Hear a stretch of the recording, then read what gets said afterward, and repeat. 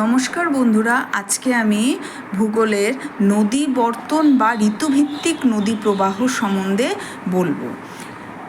নদী প্রবাহ নির্দিষ্ট খাতের মধ্য দিয়ে কিন্তু প্রবাহিত হয়। নদী যখন উৎপন্ন হয় সেখান থেকে যখন খাল বেয়ে বেয়ে যখন নিচে যতই প্রবাহিত হয় সেখানে কিন্তু একটা খাতের মধ্য দিয়ে কিন্তু প্রবাহিত হয়। সেই খাতে ভেতর দিয়ে নদীর জল বয়ে যায়, তাকে বলা হয় নদী উপত্যকা।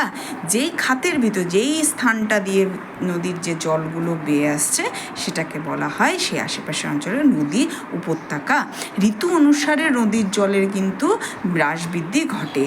যখন শুষ্ক দিন থাকে সেই সময়টা, যেমন মাসে কিন্তু শুষ্ক হয়ে যায়, জলের টান ধরে, তখন কিন্তু নদীর আকৃতিটা কী হয়, সরু হয়ে যায়। আবার বর্ষাকালে যখন প্রকৃতির প্রচণ্ড জল বৃষ্টির আগমন দেখা যায় তখন কিন্তু নদীর প্রশস্তটা বেড়ে যায়। নদী উপত্যকায় আকৃতি ও চেহারা তিনটি বিষয়ের উপর কিন্তু নির্ভরশীল। নদীতে কতটা পরিমাণে জল আছে এবং নদীর জলের স্তরের উচ্চতা এবং জলপ্রবাহের বেগ কতটা, তার তীব্র বেগে সেটা আসছে। এবার এই নদীর বিষয়ে কোনো নদীতে সারা বছর ধরে একই রকম কিন্তু জল থাকে না, ঋতু অনুযায়ী এদের কিন্তু পরিবর্তন হয়। আবার কিছু কিছু নদী এমনও আছে যা নাকি যে বর্ষার জল না পেলে কিন্তু শুষ্ক একদম শুকিয়ে যায়। এমন বহু নদী কিন্তু আমাদের পশ্চিমবাংলায় আমরা দেখতে পাই। তাই আমরা সেগুলো নিয়ে পরে আলোচনা করব, কিন্তু জলের যে প্রবাহ, জলের যে মাত্রা, সেটা কিন্তু যে জলের পরিবর্তন হয় নদীতে, সেটা কিন্তু আমরা এখানে দেখব। যেমন পরিবর্তনই এই ছন্দটিকে কি বলা হয়, নদীবর্তন। ভূবিজ্ঞানী মংহাউসের মতে নদীবর্তন হলো নদীতে ঋতুভিত্তিক জলের পরিমাণ হ্রাস বৃদ্ধি ঘটানো। নদীবর্তনের উপাদানসমূহ কিসের কিসের জন্য নদীবর্তন ঘটে? ঋতুভিত্তিক অধঃক্ষেপণ, বৃষ্টিপাত বা তুষারপাতের পরিমাণ কতটা পরিমাণে, যেসব নদীগুলো বৃষ্টির জলপুষ্ট নদী, সেগুলো নদীতে কতটা পরিমাণ বৃষ্টি হচ্ছে সেটার উপর ডিপেন্ড করে। আর যেসব নদীগুলো যেমন গঙ্গা, এগুলো তুষার আবৃত অঞ্চল থেকে, গঙ্গোত্রী হিমবাহ থেকে চলে আসে, তো এখানেও কিন্তু কতটা পরিমাণ তুষার কিংবা হিমবাহ গলিত যে জলটা, সেই জলটা কতটা পরিমাণ সেটার উপরও কিন্তু ডিপেন্ড করে। তুষার স্তূপের উপস্থিতি ও আয়তন, এই যে তুষার কতটা পরিমাণে, গাঢ়ত্বটা কত, কিংবা সেটা গলে যাওয়ার কতটা, সেটার উপরও কিন্তু নির্ভর করে। ধারণ অববাহিকার ঢাল, মানে যেখান থেকে নদীটা ধরে নিয়ে নিচে নামছে সেই ঢালটা কতটা, কী টাইপের। এটা বেশি সমতল হলে পরে, নদীর যদি সমতলে উৎপন্ন হয়, সমতলেই প্রবাহিত হয়, সেখানে যে নদীর ঢাল থাকবে, এবং পার্বত্য অঞ্চল উৎপন্ন হয়ে সমতল ভূমিতে আসলে তার ঢাল কিন্তু অবশ্যই বেশি থাকবে।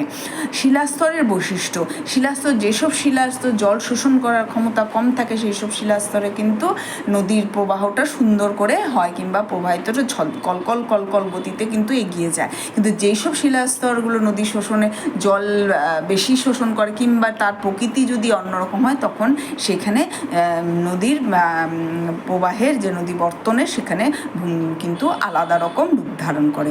উদ্ভিদের আবরণ, উদ্ভিদ অঞ্চলে, বেশি উদ্ভিদ অঞ্চলে যেরকম প্রবাহ থাকবে, কম উদ্ভিদ অঞ্চলে কিন্তু সে প্রবাহিতটা কম হবে।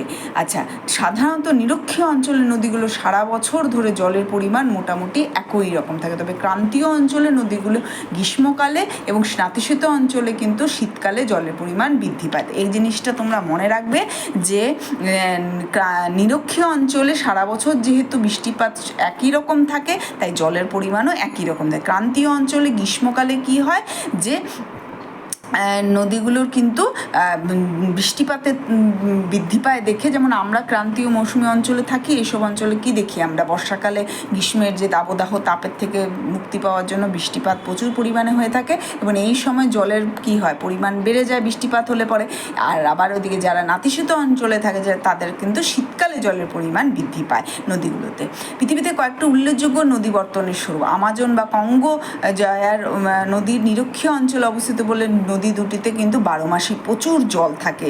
এবার আমাজন তো পৃথিবীর বৃহত্তম নদী, মানে এই নদীর জলের পরিমাণ তো মানে সবচেয়ে বৃহত্তর, সবচেয়ে বেশি, এবং এই মহাবিষুব জলবিষুব সময় জলপ্রবাহ কিন্তু প্রচণ্ড রকম বৃদ্ধি পায়। বরফ গলা জলে পৃষ্ঠ যেমন সিন্ধু, গঙ্গা, ব্রহ্মপুত্র সারা বছর যেহেতু জল প্রবাহ বজায় থাকে, তবে বছরের বিভিন্ন ঋতুতে যেমন বর্ষাকালে কিন্তু বেড়ে যায়, যার জন্য বন্যাও কিন্তু আমরা দেখতে পাই। আমরা মাঝে মাঝেই দেখতে পাই যে ব্রহ্মপুত্র অঞ্চলে কিন্তু আসামে কিন্তু প্রচণ্ড বন্যা দেখা দেয়, গঙ্গার অববাহিকাও কিন্তু বন্যায় কিন্তু জলে ছাপিয়ে পড়ে, এবং গঙ্গার থেকে বিশেষ করে গঙ্গার যে উপনদীগুলো কিন্তু আমরা বেশি দেখতে পারি যে আশেপাশের জেলাগুলোতে কিন্তু প্রচুর জলের প্রবাহের জন্য বন্যার সৃষ্টি হয়।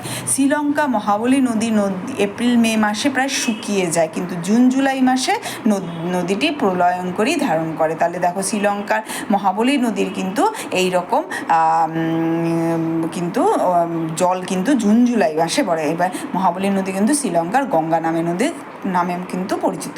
রায়, দানিউব, সেইন ইত্যাদি নদীতে গ্রীষ্মকালের চেয়ে শীতকালে জল বাড়ে। আর ভোগলা, ইয়াংসি, কিয়াং প্রভৃতি নদীর কিন্তু গ্রীষ্মকালের শেষ ভাগে জলপ্রপাত বৃদ্ধি পায়। প্রতি বছর গ্রীষ্মকালে নীল নদে কিন্তু বন্যা হয়, কারণ এই সারা বছর ধরে বৃষ্টিপাতের দরুন নিরক্ষীয় অঞ্চলে এমনিই নীল নদে প্রচুর জল থাকে।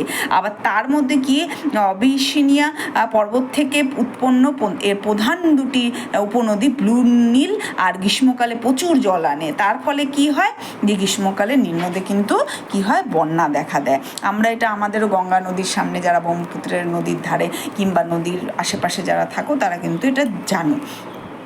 ফরাসি ভূবিজ্ঞানী পাদে নদীবর্তনকে 3 ভাগে ভাগ করেছেন: সরল নদীবর্তন, দ্বিমাত্রিক নদীবর্তন এবং জটিল নদীবর্তন। সরল নদীবর্তন কি, যেসব নদীতে বছরে মাত্র একবার জলের পরিমাণ বাড়ে এবং কমে তাদেরকে বলা হয় সরল নদীবর্তন, যেমন ভলগা, গঙ্গা, ইয়াংসি, কিয়াং নদীতে এই নদীর অন্তর্ভুক্ত। আবার দ্বিমাত্রিক নদী বছরে 2 বার করে কিন্তু জল বৃদ্ধি পায়, যেমন আমাজন আর জায়ার, এই দুটো নদীতে কিন্তু বছরে 2 বার। আর জটিল যে যখন নদীতে বিভিন্ন সময় জলপ্রবাহে হ্রাস বৃদ্ধি ঘটে বলা হয় জটিল বা মিশ্র নদীর বর্তন, যেমন রাইন, দানিউব, মিসিসিপি, মিশরের কিন্তু মিসিসিপি নদীতে এই রকম করে জল হয়। তো আজকে এতটুকুনি থাক, এর পরদিন আমি নদীর শ্রেণীবিভাগ আলোচনা করব। ধন্যবাদ।